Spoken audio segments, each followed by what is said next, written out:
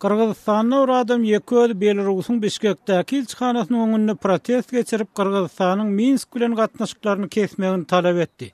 Aktivist Onnuruş Toktanasirov Belarusy öňkü prezident 2010-njy ýylda häkimiýetden çetleşdirileli bäri Belarusda ýaşaýan Kurmanbek Bakiýewi ekstradisiýa etmäge çagyrdy.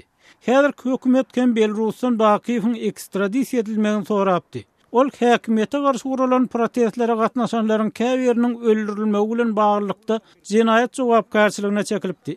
Emma Belarus Bakiýewi ekstradisiýa etmän gelýär. Owganstanyň Kawullaky Pulaçakry türmesinden 100den gowrak tutsaw azatlyga goý berildi. Resmiler olaryň prezident Ashraf Ghani'nin güne geçmesi netijesinde azatlyga çykanlygyny aýtdylar. Bu amnistiýa 8 martda elan edildi.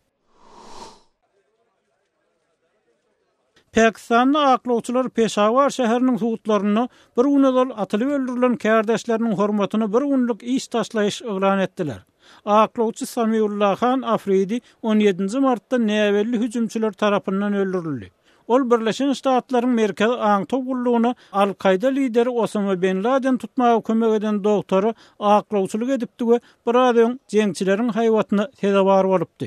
Siz täzelikler bilen tanyş boldunuz.